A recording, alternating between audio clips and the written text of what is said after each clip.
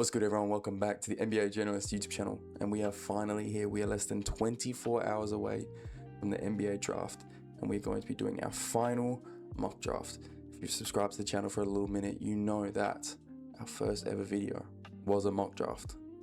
So maybe after, this is all said and done, the draft is finished, we go back and we react to that video. So I think it's 2 hours long. So maybe we just skip to the end and talk through it. But be exciting to see. But yeah, let's get into it. So before we start, we have to talk through some things. First of all, recent reporting is telling us that the Bucks like the Celtics package more. So instead of us operating in the world where the Bucks have 10 and 13, we're operating where the Bucks have 10 and 27. And we're not doing any in mock draft trades. So nothing like that. So let's get into it. With the Washington Wizards, with the first overall pick, I think it was, for a little bit, it was Darren Peterson. Pretty simple now. I think it's AJ Debonta.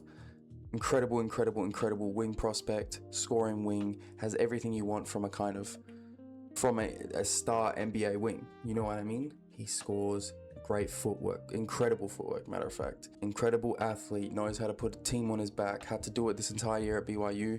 Easiest star bet for me out of the top three, if I'm talking about like projecting to be like a star. I've kind of come around a bit on AJ Debonta.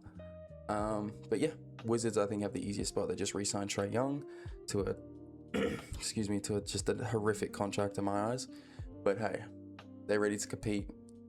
You slot him at your 3, you'll be living pretty. Utah Jazz with pick 2, again, easy for me. I don't think it's Cameron Boozer. I think stylistically wise, your front court is already muddled with a lot of money tied up. You've got Jaren Jackson Jr., who's making $60 million. You've got Larry Markkinen, who's making $50 million. And you have to pay Walker Kessler this year. Cameron Boozer is an incredible player. I just don't think he goes here. Another also weird thing with the Utah Jazz is that they don't want to re-sign Keontae George, even though he was basically an all-star last year. He averaged like 23 and 6. So I think Darren Peterson can play next to Keontae George, and then if eventually they realize, you know what, we actually don't really want this guy for some odd reason, I don't know. Keontae George really did nothing to deserve this. Excuse me. You have Darren Peterson as your lead guard. And I think what we've heard from a lot of people is that he wants to be the point guard instead of a shooting guard. But I think it's going to be a similar case to like an Anthony Edwards or a Devin Booker where, yes, they should have the ball in their hands the most, but having someone who can set the table for him is ultimately better for development and play. Number 3, Cameron Boozer. Wow, I wonder who we're going to pick here. Number 3, the Memphis Grizzlies, sorry. Take Cameron Boozer. I sport the pick myself. Pretty simple. He's so incredible. I love watching Cam Boozer highlights. I love watching him play. And a thing that I've heard a lot from people, sorry, I'm a bit sick, especially in like these last couple of days, obviously everyone's doing their mock drafts now, getting them out, is that you can't teach winning. Jalen Brunson is a winner. He knows how to win a game of basketball. That's something you can't teach. And Cameron Boozer has that. He's won at every level, except obviously college. He's an incredible wing prospect. Does everything on the floor, essentially. I've seen people compare him to 2019 Blake Griffin, and I actually kind of love that. I think he could be even better than that, but I really actually love that comp.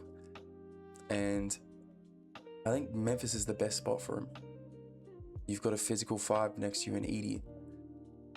That duo of Cam Boozer and Edey is going to be disgusting. I also like it because they've got a lot of rangy wings.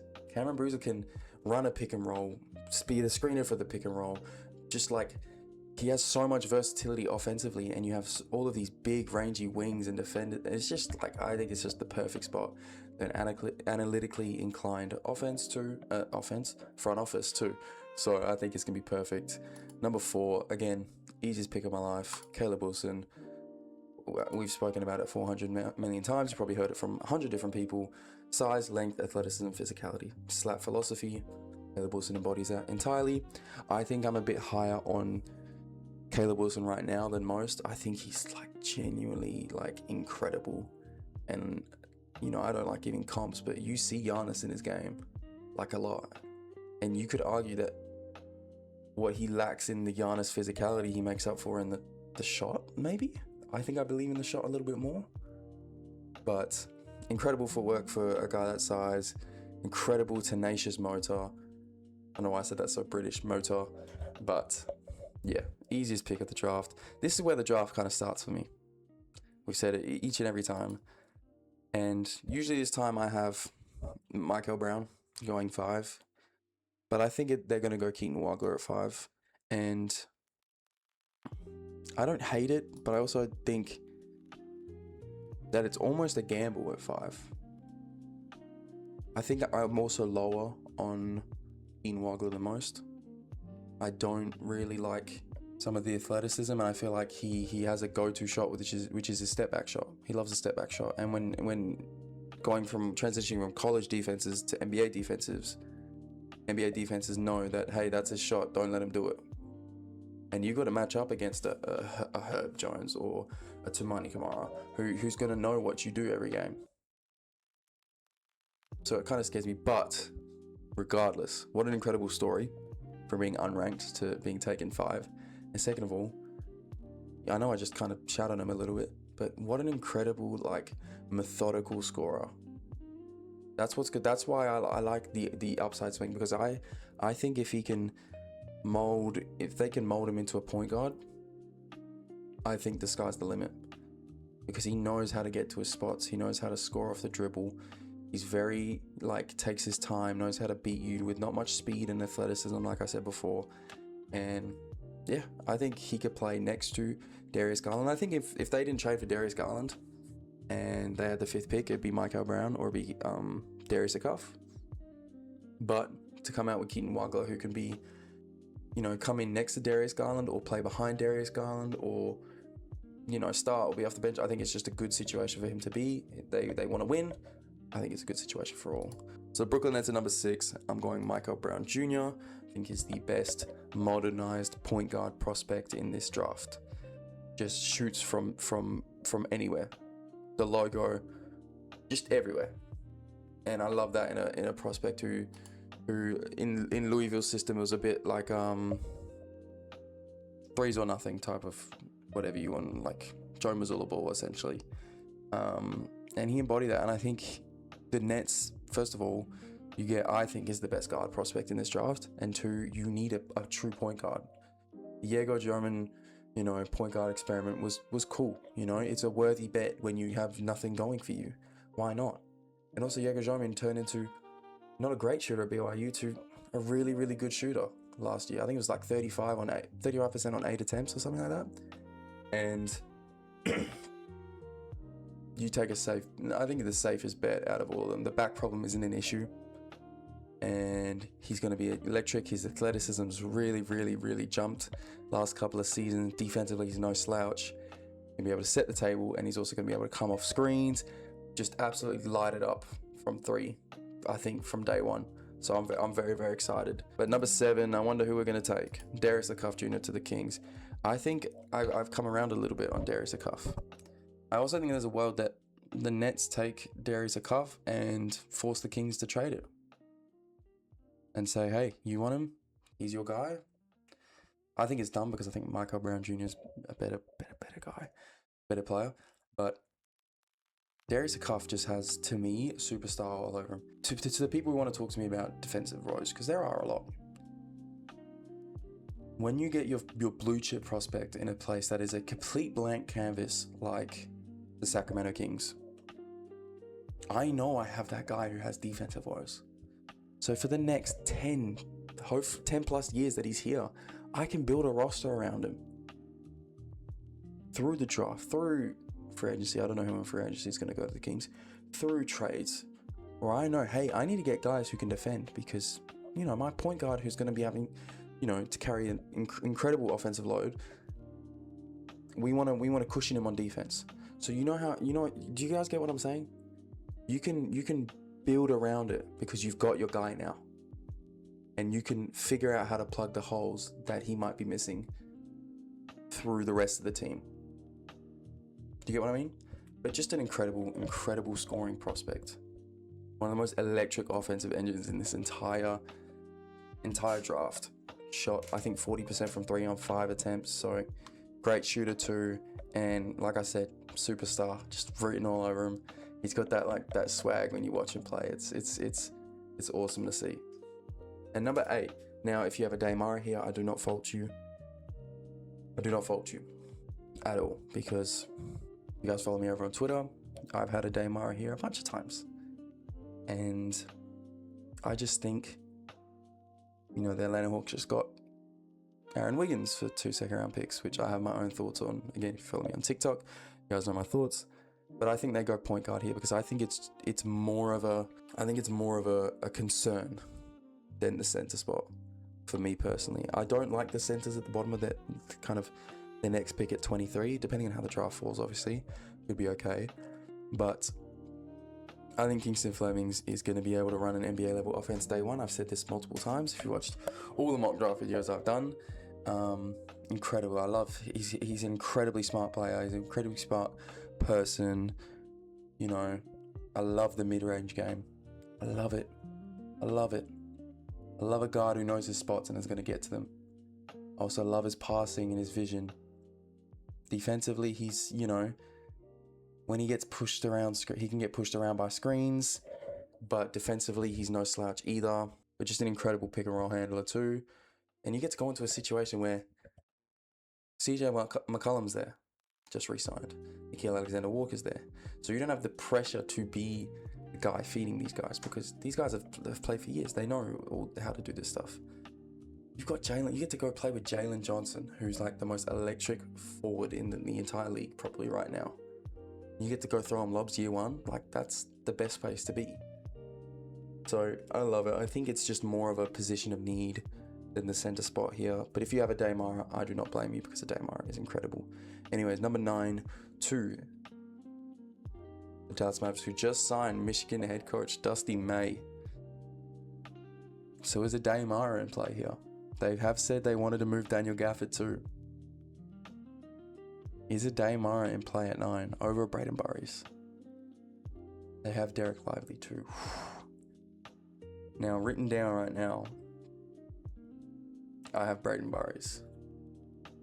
But you know what? I'm going to go a Daymara here. And I'm going to completely mess up my own board that I had, because a Daymara is just incredible. You cannot teach size. And he's also a very, very smart defender. There's a clip of him. I might just flick it up on the screen if I can find it. But someone's driving at him. He's just like a 1v2 fast break. He steps forward and then pulls back so the offensive player goes up early, and then he just blocks the shot. Like, very, very smart defender. Like I said, you can't teach size. Has great passing feel. There was a clip that came out of him shooting at this private workout. And like I said, I don't really.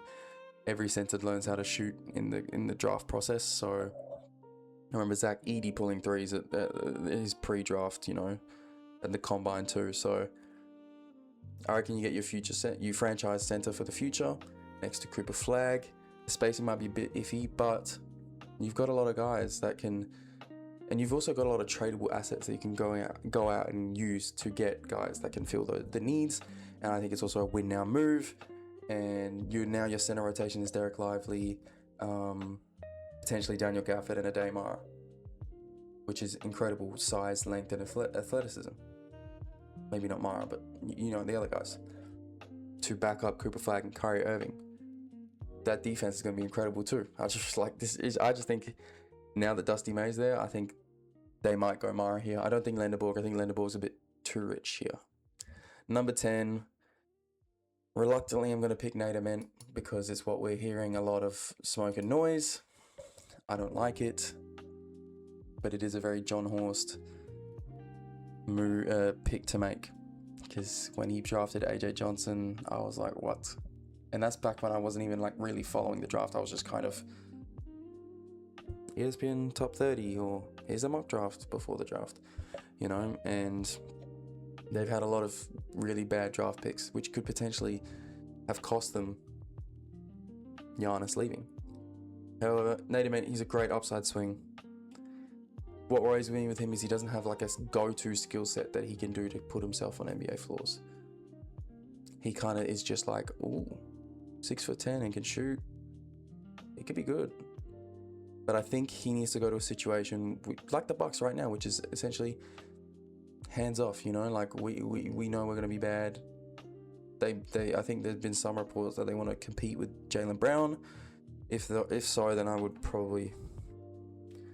wouldn't take Nate Ament here. But in a perfect world, Nate Ament gets to play careless free basketball and develop in a system and develop his skills, because I think he needs to be really like almost guide railed into what he can really be in the potential upside play.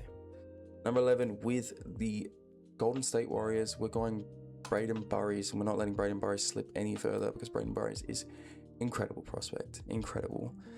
Had to like do so many different things at Arizona. Some nights he was the star, some nights he was diving for loose balls and was just a role player. Some nights he was sitting in the corner, while Kyle Pete has it going, or sitting in the corner while, Jaden Bradley has it going. And I just think probably the best two-way guard prospect in this thing outside of Darren Peterson. But just an incredible. I think he's going to know his role straight away. He's got great size already.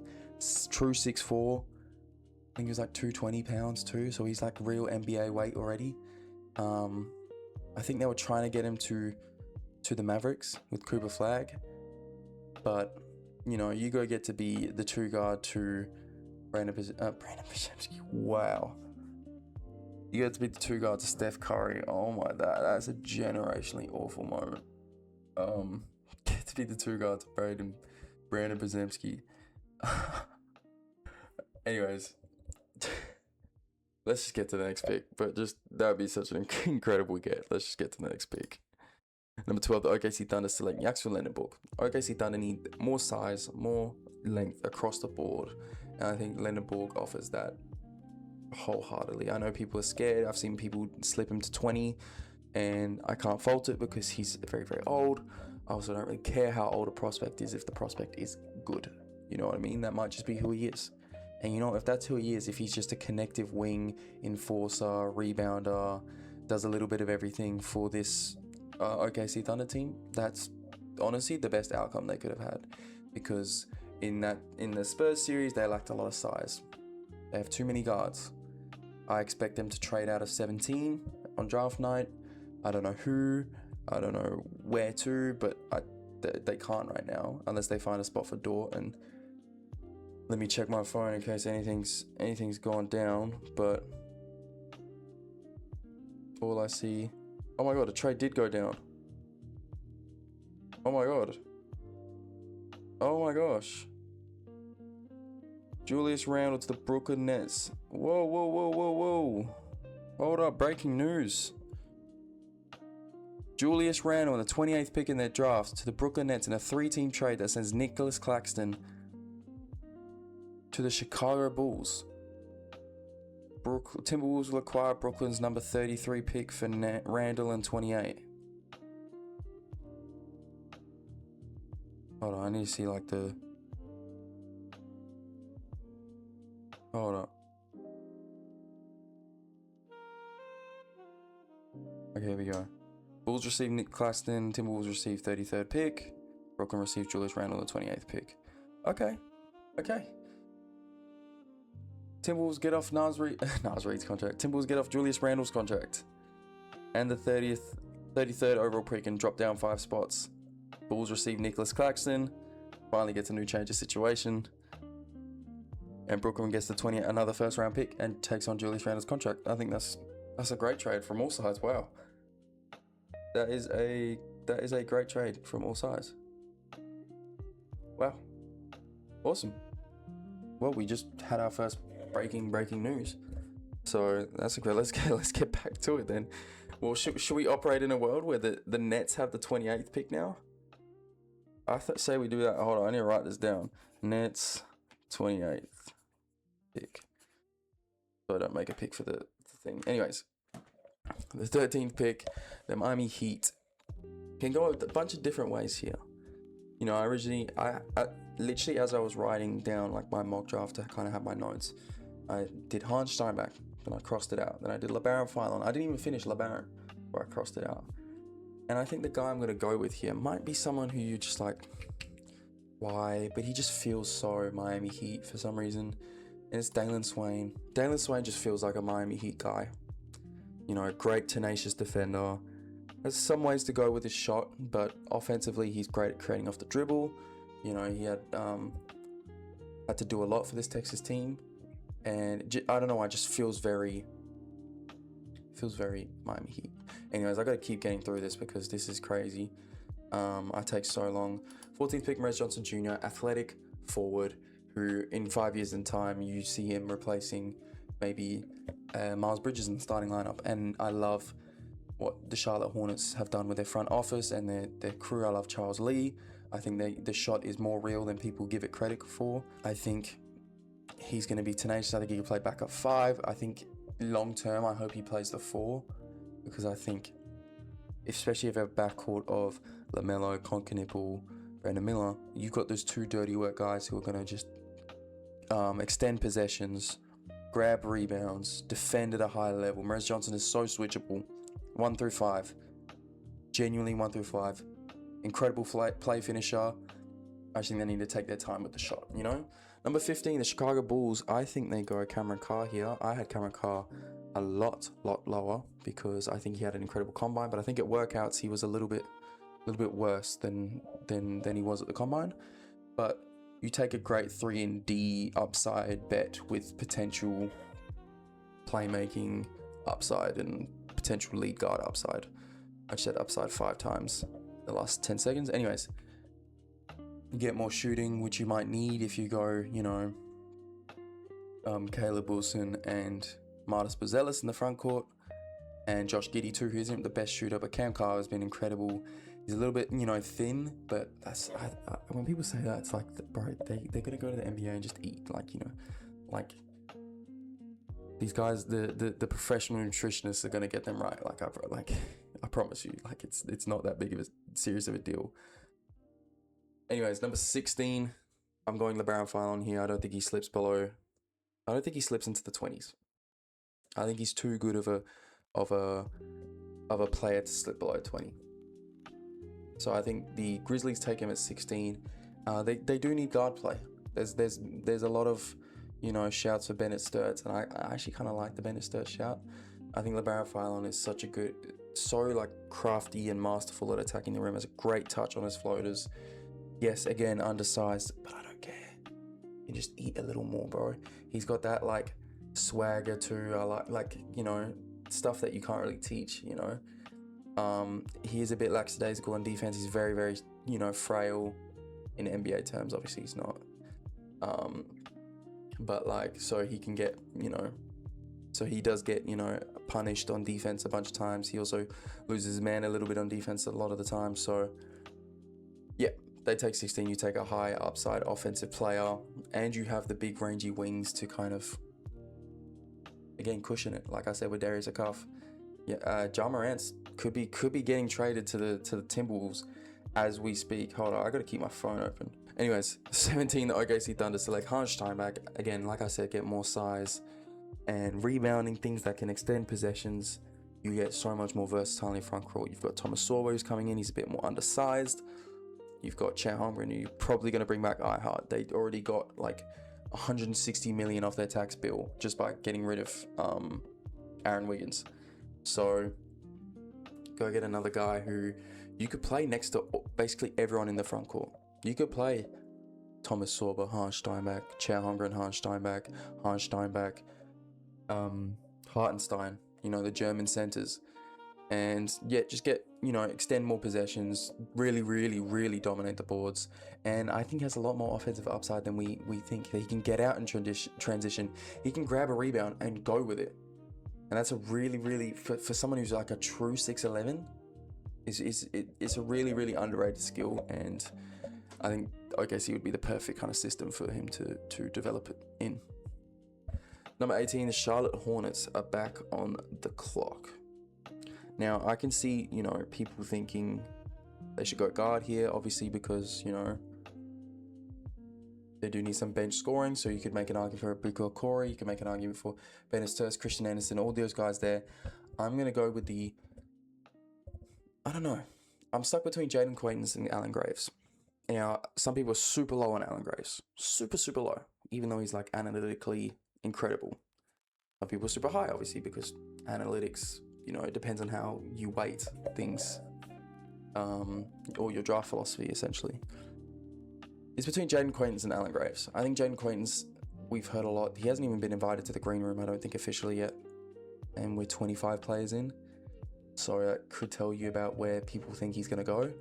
I don't think he falls out the first. I think one of those, like the Lakers, Celtics, if he's there at 29, you best believe the fucking Cavs will take him, or the Brooklyn Nets now. That's just crazy how that happened live. But I'm going to go Alan Graves here because I think you get bigger across the margin. I think that's a big thing that I kind of was talking about when they got knocked out by... Who did they lose to in the first round? Was it the Pistons? It was the Pistons, right? It was the Pistons. They need to get more size and more physical across the board. And I think you get two forward prospects who are kind of two sides of the coin, where Morez is more athletic and more defensive and more, like grittier. Whereas Alan Graves is more like helps you across the board. Is not really incredible at anything, but is good at everything, is able to space the floor a bit too. Great offensive rebounder. It just gives you more versatility and more kind of stuff that you can throw out there at different teams. You know what I mean? And if they came out the draft with Morez Johnson and Alan Graves, you've just gotten bigger, stronger, more athletic, and more versatile. I think that's an incredible draft for the Charlotte Hornets. Number 19. I've seen people take wings here, and I hate it. I hate when people take wings for the Raptors. I hate it. I'm going to have them going Christian Anderson out of Texas Tech. I think he's a really, really underrated get. I think he could go as high as 16. I think this is his range here, 16 through maybe 23. We'll just shoot the lights out the ball as well. Basically the same things I said about Michael Brown, I say about Christian Anderson. Incredible, playmaker, not incredible, but great playmaker, incredible shooter, and is, I think, exactly what the Raptors, wow. The Raptors need is someone who's just going to shoot a bunch of threes and also put the ball in Scottie Barnes' hand and get him in his spots, which I think what he needs. I hate just watching him to create his own shot again and again and again. Anyways, next pick, we've got the San Antonio Spurs, and you could make the argument that this is where Quaintance goes. You could also make an argument this is where Chris Sinak goes. And I think this is where Jaden Quaintance goes here. Because in my mind, right, this is how I view it. If I'm going to take Chris Sinak Jr., I know he's going to be a developmental prospect too. Like, he has to develop so many skills. He's great physicals and all this, athlete, whatever. But I know that I have so many skills that I have to develop into him. So I know he's going to be a year-long bet too. He's going to be year 2, year 3 of his rookie contract. Jaden Quaintance, I know what he does already. Athletic, defends the rim, switchable, incredible, like defender, athlete, whatever. I just said it. I don't care. I'll say it again. I know he's going to be a year 2, 3 bet. So who do I value more in that year? Which upside do I see more, essentially? And I think this is where Jaden Quaintance goes. Because I think if you view it as, imagine a defense where Wemby can go out and play the 4, and I can have Jaden Quaintance, who's switchable, high motor, great defensively. We've rehabbed his knee for a couple of years. We've let him just strengthen it and get better. And now I can roll out. Who's gonna stop? Who's gonna get a bucket at the rim against Jaden Quaintance and Wembanyama? Oh, and then just to remind you, they've got Julian Champagnie at the 3 of Devin Vassell, and then Dylan Harper and fucking Stephon Castle. You know what I mean? And I actually like the prospect of Wemby playing more as a 4 when he's further forward, like when he's further in his career, bit of 5. Anyways, 21. I've been going for 35 minutes. Abuko Corey, incredible, 23 points per game at Stanford. He's one of my guys for the draft. 99th percentile on rim pressure. He's a great shooter, great athlete. He can sometimes get a bit lost defensively, but has the super long arms. Just a perfect point guard bet if you're the Detroit Pistons and you need point guard play. I know Denise Jenkins is great, but you need someone who can still supercharge your offense when Cade does not have it going, because that's pretty much the reason why they lost to the Cavs, is that they didn't have anyone outside of Cade who can score after a while. And guess what? After a while, NBA defense will just go, hey, someone else win the game for them, you know? Especially good NBA defenses. Hey, someone else. Asar Thompson, try and win the game.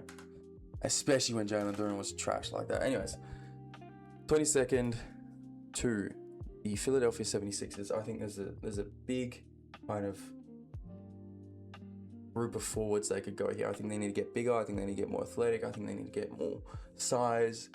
And one that's kind of come up a lot is Chris Sanak. But Kareem Lopez has fell here, and I think Kareem Lopez is actually a super high feel, good athlete, super like utility type of guy. And I guess depending on what your draft philosophy is, it could be, obviously that it's Sanak because he's got 5-out spacing potential.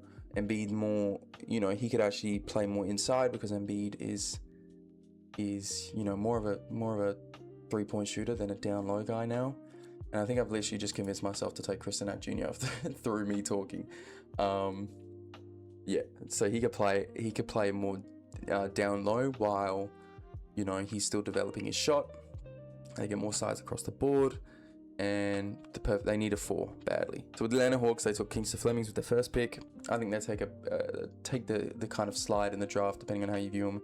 In Kareem Lopez, you get another wing, utility wing. Is kind of good at a bunch of different things. Played in an NBL where he has to play against real professionals who, are all super high level athletes. He's got good feel. He's a good mover off the ball.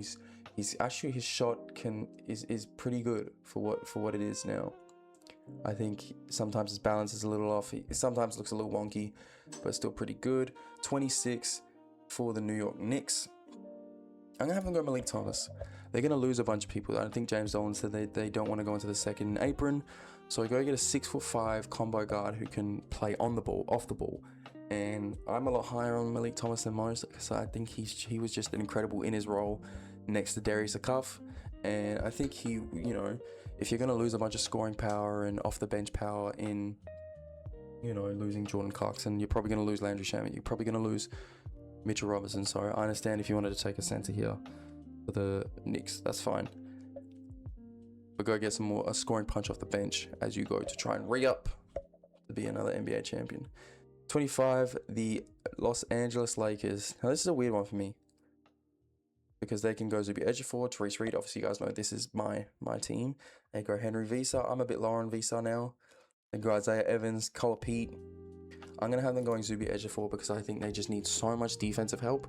It's not even funny. Like, they need someone who's going to extend possessions and be a tenacious defender.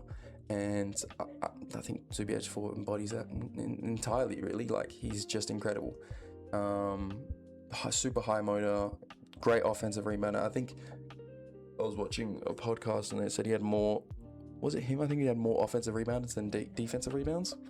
Sorry, that's kind of crazy. Anyways, let's go through all these. We got Cole Pete to the Denver Nuggets. They're probably going to have to lose Christian Brown, Peyton Watson, or Aaron Gordon.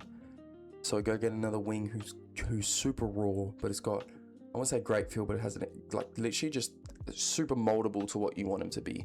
And clearly someone's talked to him about his jump shot because it was pretty bad at the combine, but I think it's going to be bad before it gets good again. Go play next to Nikola Jokic as a cutter, as a physical forward. I think he's going to be able to compete with NBA wings net already. NBA level frame, shoulders wider than my auntie, and yeah. Boston, they don't let Bennett Sturts fall. They take Bennett Sturts. Bennett Sturts probably falls here through no fault of his own. Oh my god, they updated it straight away. Oh my god, W app. Anyways, now that the Brooklyn Nets have no center, they have no starting center now, which could affect who they take. At 6, could there be a Daymar at 6? They don't have Nick Claxton anymore. Hey, I'm gonna have them. Wow, who did I have here before? I have Malik Thomas. I have Malik Thomas going up. I think they're gonna take Tyrese Reed Jr. He's just your safest bet as a center prospect. Was incredible in the UConn team. Has a really good passing feel for someone who's 6'10", 6'11", and it's just gonna. I think he's ready to go day one. And you've just lost Claxton, so you might as well take Tyrese Reed Jr. to kind of fill that slot. And he has a little bit of upside here and there in some little spots. But I think these players, once you get past kind of, I forgot that I have a pause. Once you get past like 23, you're kind of just going for role player bets, right? Cleveland, they go Henry Visa. At minimum, he's a huge 7-foot body, who has a great touch around the rim. I'm not too confident on if his 3-point shooting was real or fake, whatever, however you believe it, whatever. But at minimum, he's a huge 7-foot body that you could throw out next to Evan Mobley, next to Jarrett Allen. 30, I go Isaiah Evans out of Duke. So before we kind of wrap this video up, I just wanted to go through some second round guys that I like. Joshua Jefferson, I feel like it's a bit unfair to have dropped out of the first, but will really please a second, one of these contending teams here, like maybe the Clippers, the Thunder, the Spurs, the Knicks. Alex Caravan, Sergio De La Rey, both great players. Richie Saunders, I think, become a bit underrated now, obviously coming off an ACL injury.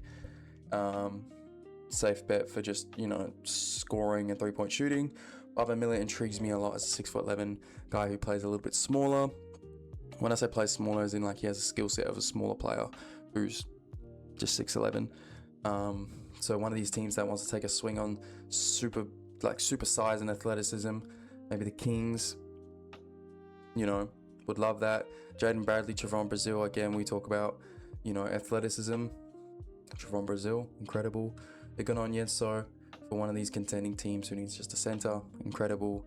Jack Cahill, also a great, guard prospect. And Felix Okpara, I think, again, for some team who just needs a rim running center, perfect. Anyways, so my mock draft, finally we wrapped it up. It's been about 40 minutes of fucking recording because I always like to take my time with these. We've got AJ Debonta-1, Darren Peterson, Cameron Bruiser, Caleb Wilson, Keaton Walker, Michael Brown, Darius Acuff, Kingston Flemings, Ade Mara, Nate Ament, Braden Burries, Yaxwell Lendenberg. 13, we've got Dalen Swain. 14, Maurice Johnson. 15, Cameron Carr. 16, Dylan Barron Philon Jr. 17, Harnish Steinbach. 18, Alan Graves. 19, Christian Anderson. 20, Jaden Quaintance.